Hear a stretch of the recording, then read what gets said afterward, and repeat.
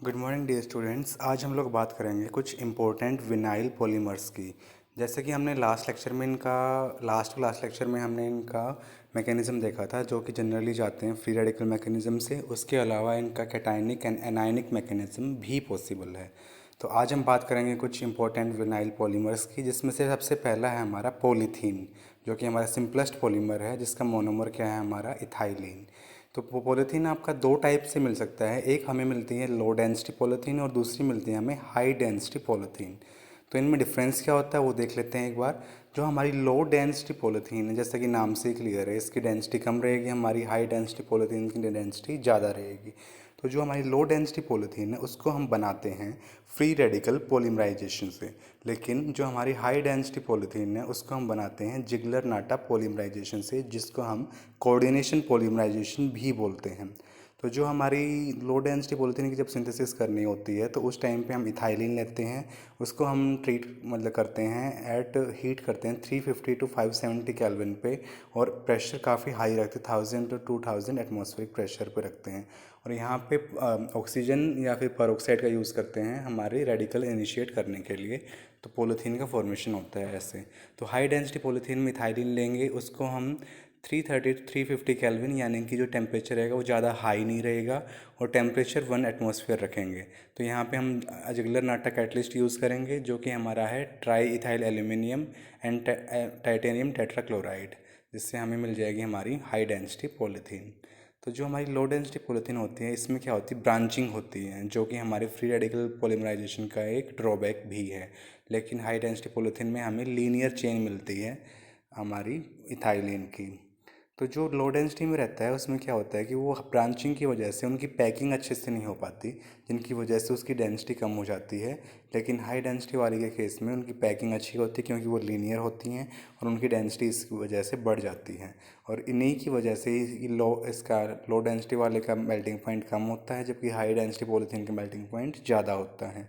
तो इस और जो अगर पैकिंग अच्छे से नहीं हो पाती तो उससे क्या हो जाता है, उसकी टेंसाइल स्ट्रेंथ कम हो जाती है हमारी लो डेंसिटी पॉलीथीन की।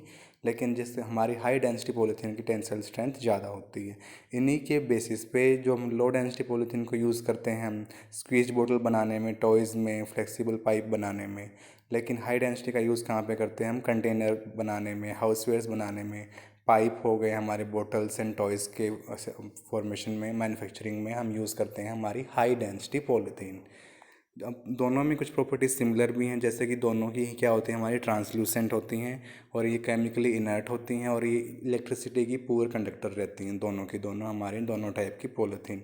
ट्रांसलूसेंट वो होता है कि जिसमें हमारा ना तो कम्प्लीटली जो ट्रांसपेरेंट हो, ना ही कम्प्लीटली ओपेक हो, यानी कि इन बिटवीन, जो कुछ लाइट को ट्रांसमिट हो, मतलब जिसमें से थोड़ी बहुत लाइट ट्रांसमिट हो सके, उसको हम बोलते हैं ट्रांसलूसेंट। और ये किसी के साथ रिएक्ट नहीं करते, तो ये केमिकली इनर्ट होते हैं और इलेक्ट्रिसिटी कंडक्ट नहीं करते। तो नेक्स्ट हमारा है पॉलीप्रोपाइलीन और पॉलीप्रोपीन। इसका मोनोमर होता है हमारा प्रोपाइलीन। इसको हम सिंथेसाइज करते हैं फ्री रेडिकल पॉलीमराइजेशन से, जिसमें हम बेंजोइल परऑक्साइड यूज़ करते हैं ट्रेस अमाउंट में, या फिर हम इसको जिगलर नाटा कैटलिस्ट से भी बना सकते हैं, यानी कि दोनों मेथड पॉसिबल हैं। तो इसमें क्या होता है कि ये तीनों ही तीनों स्टेरियो आइसोमेरिक फॉर्म में एग्जिस्ट करता है। आइसोटेक्टिक भी मिलता है इसमें, सिंडायोटेक्टिक भी मिलता है, और एटेक्टिक भी मिलता है। अगर हम रिएक्शन कंडीशंस को केयरफुली कंट्रोल करें तो हम तीनों बना सकते हैं बड़ी इजीली। तो इसमें क्या रहता है कि जो हमारा मोनोमर होता है, जिसमें CH2 double bond CH and एक CH3 मॉलिक्यूल रहता है, वही पॉलीमराइज करके हमें दे देता है हमारा पॉलीप्रोपाइलीन। तो इसके यूजेस क्या होते हैं, ये हमें packing of textile and food में, यानी कि उनको पैक करने में हेल्प मिलती है इससे। और इससे हम स्ट्रॉन्गर पाइप और बोतल बना सकते हैं, जो हमारी पॉलीथीन होती हैं उससे ज़्यादा स्ट्रॉन्ग रहता है हमारी पॉलीप्रोपाइलीन। ठीक है। तो इसमें हम ऑटोमेटिक मोल्डिंग में यूज़ करते हैं, सीट के कवर बनाने में, कारपेट के फाइबर बनाने में, रोप बनाने में। और क्या होता है कि ये जो बैग की लाइनर्स होती हैं उनको बनाने में, और हीट श्रिंकेबल रैप्स बनाने में भी इसको यूज़ किया जाता है। तो ये थी हमारी पॉलीप्रोपाइलीन। अब हम बात करते हैं पॉलीस्टायरीन की, जिसको हम स्टायरोन भी बोलते हैं, और इसका मोनोमर क्या होता है हमारा स्टायरीन। तो ये सिमिलर होता है पॉलीप्रोपाइलीन के, बस इसमें आपका CH3 की जगह पे होता है आपका फिनाइल रिंग C6H5। यहाँ पे भी यूज़ करते हैं हम बेंजोइल पेरोक्साइड या फिर हम यूज़ करते हैं जिगलर नाटा पॉलीमराइजेशन। तो यहाँ पे हमें मिल जाती है पॉलीस्टायरीन। ये इसको प्लास्टिक के टॉयज़ बनाने में यूज़ करते हैं, हाउस होल्ड वेयर्स बनाने में, टेलीफोन, रेडियो, टेलीविज़न की बॉडी बनाने में यूज़ होते हैं हमारी पॉलीस्टायरीन। फिर नेक्स्ट आती है पॉलीविनाइल क्लोराइड, जिसका शॉर्ट फॉर्म होता है पीवीसी, जो सबने सुना ही होगा।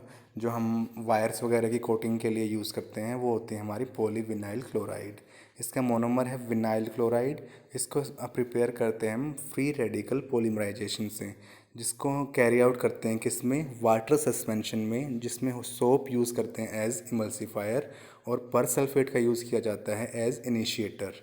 तो इसमें अब एक वर्ड यहाँ पे यूज़ हुआ इमल्सिफायर। इमल्सिफायर क्या होता है, जैसे कि हमारी जो दो लिक्विड की लेयर होती हैं इमिसिबल लिक्विड की, जो एक दूसरे में मिक्स नहीं होते, तो उसमें हम डालते हैं इमल्सिफायर। वो क्या करता है, वो दोनों लेयर्स को मिक्स करने में हेल्प करता है।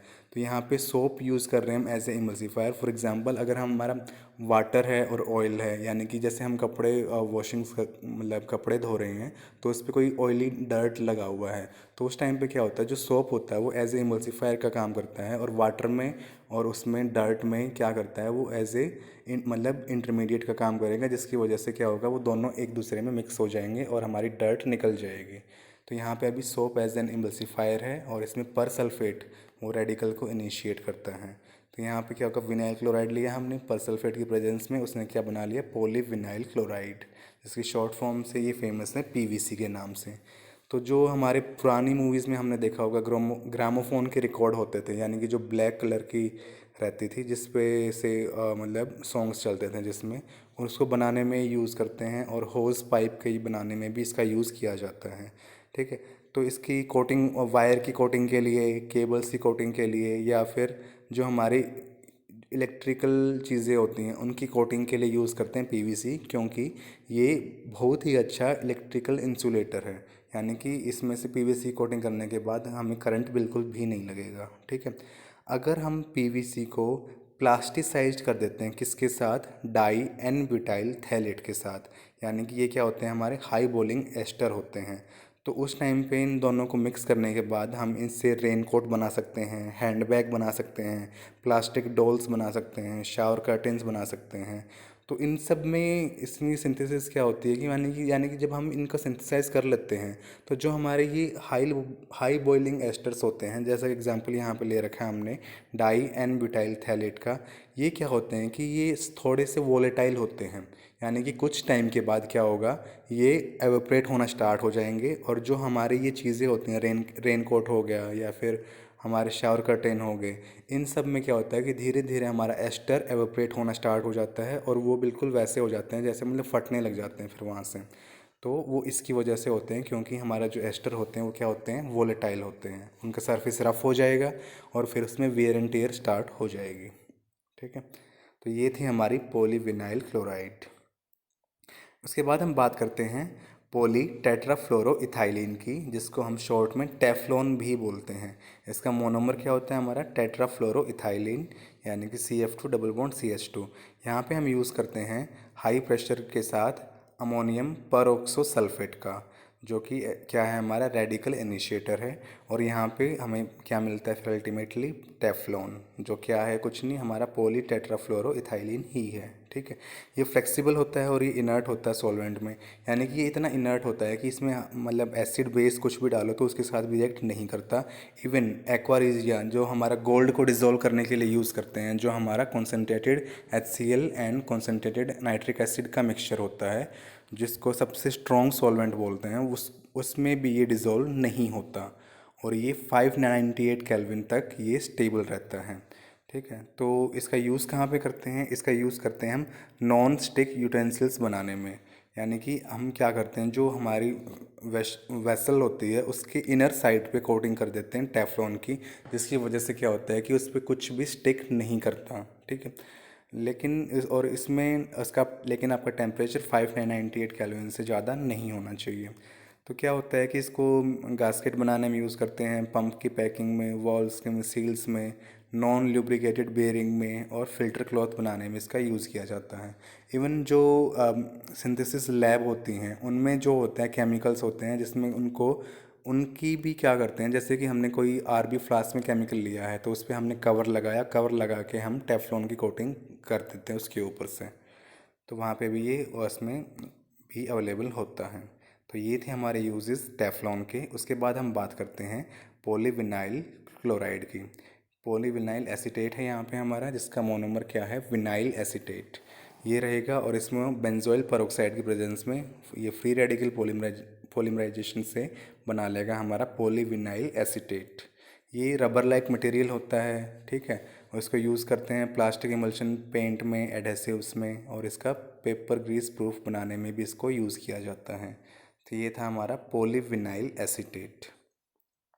फिर नेक्स्ट आता है हमारा पॉली एक्राइलोनाइट्राइल, जिसकी शॉर्ट फॉर्म है पैन, जिसका मोनोमर क्या होता है हमारा acrylonitrile, CH2 double bond CH single bond CN।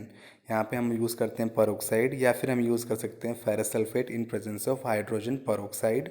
ये भी रेडिकल इनिशिएटर का काम करते हैं, और हमें क्या मिल जाता है हमारा पॉली एक्राइलोनाइट्राइल। ये हार्ड होता है और इसके मतलब मेल्टिंग पॉइंट काफ़ी हाई रहता है।